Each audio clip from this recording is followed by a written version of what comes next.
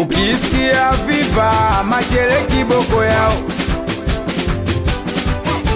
ukisikia viva Machele kiboko yao. Kwa utendaji tunakujua Machele kiboko yao, Machele kiboko yao. Nimekuja kuchukua fomu ya basari na nashukuru sana Mheshimiwa Machele.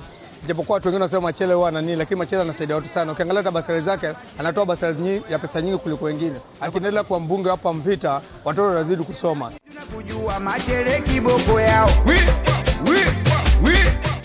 Tunamshukuru Mheshimiwa wetu Machele kwa kutupa hii basari na watoto wetu waendelee kusoma.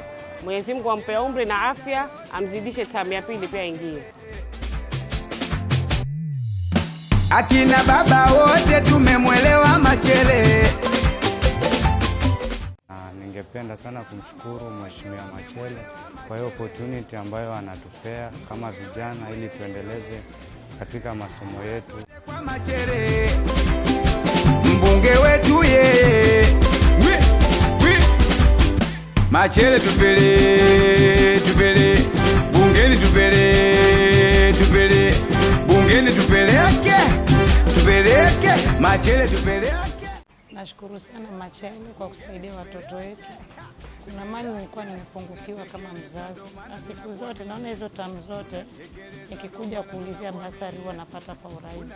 Hakuna shida kusumbuliwa, basari watu wapata kila siku. Nashukuru sana Machele na Mungu akujalie, ongeze nguvu. Juu hauna ukabila, hauna uonini, hauna rangi. Wewe ni mtu wa kila mtu. Machele kiboko yao.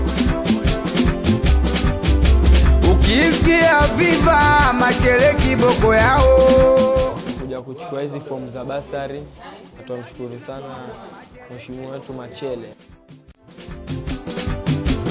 Malengo yote umetimiza hadi ajira kwa vijana. Nashukuru sasa hivi mwaka wa 4 kufaidika kwa basari ya university.